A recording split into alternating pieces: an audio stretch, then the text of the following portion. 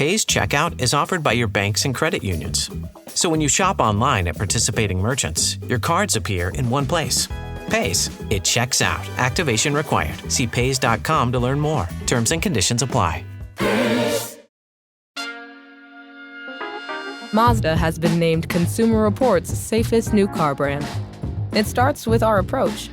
Every Mazda comes standard with proactive safety features, so you're more aware of what's around you, more focused on the road ahead, and ready before problems ever start. Mazda, more of what matters most to you. Go to MazdaUSA.com to learn more. Consumer Reports does not endorse or promote any product. Welcome to the Sportsman's Voice Roundup, your weekly look at conservation and sporting community news happening across the nation and on the Hill. Thanks for tuning in. This is the TSV Roundup.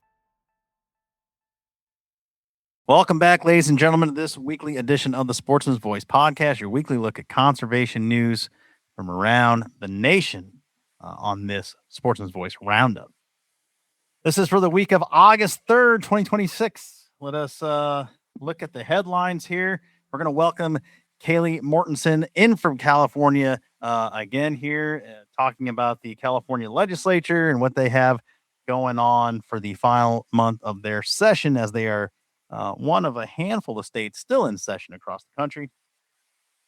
Other headlines for you to take a look at here. We'll head to the Heartland, where Jake Gould brings us an article about drones for game recovery, balancing innovation and fair chase. Hot topic.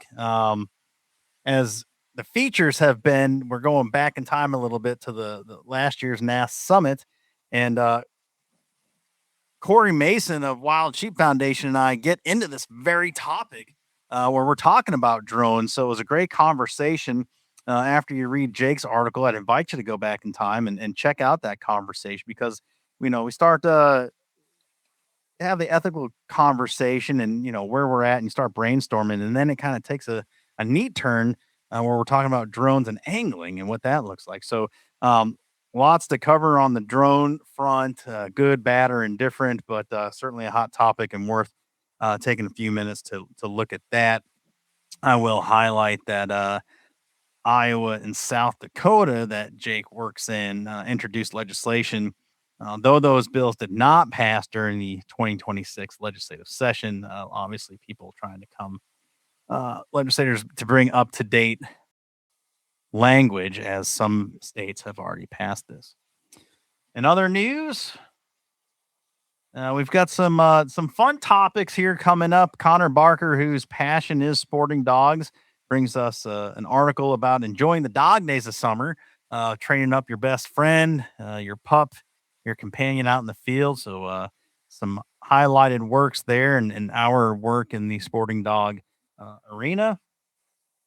And Kaylee Leaguer in the Mid-Atlantic brings us a timely article of how you, not the legislator tuning in, but the regular sportsman or women can get involved in policy. And now is the time, as sessions are wrapped up, and they'll look to start coming in and looking at legislation to introduce at the end of this year. So getting involved in the civic process and reaching out to your legislators to go over things that are you have a passionate about. And anyway, they can help you out.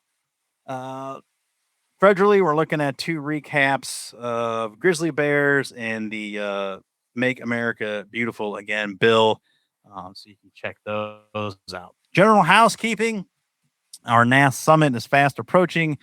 We have the early bird registration open, so make sure you're getting on there, saving some money to join us in Oklahoma City. That won't last for long, so now is the time. And as I said last week, the end of week field trips, the hunts, the experiences, those fill up quick.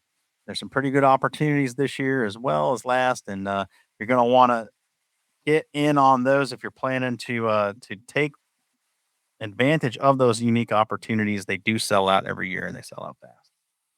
No other announcements truly this week. It is, we are in the dog days of summer, as Connor's article points out. So we will get right to it and check out what California's got going on. few bills Kaylee's going to highlight to include the ongoing work she has with the concealed carry and archery. Kaylee, welcome back. How are things? What Enjoying the summer in California.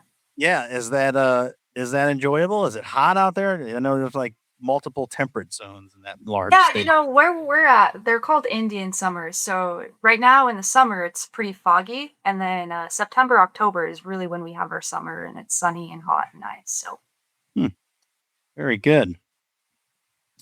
Well, take us into the hot topics as we head into the hot top part of the year. yeah, absolutely. Well, it's our last month in session, which is really exciting. They reconvened on Monday, and they've been hard at it. All of these bills I'm going to be talking about are up for a hearing, mostly in the Appropriations Committee this week. So that's where things are right now before they move throughout the month. So the first bill I'm going to talk about is SB 948, and we've talked about this before. It's the Firearm Safety Certificate Bill.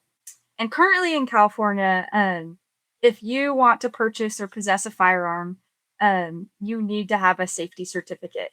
And to do that, you have to be 18 years old and pass a 30 question test with, I think, 75% or better. This bill would change that. And so beginning 2028, all new firearm safety certificates applicants would have to complete at least 8 hours of training. And this does include live fire range exercises before you get that certificate and purchase the firearm. Interestingly enough, it would also require people who are moving to the state to obtain a valid firearm safety certificate.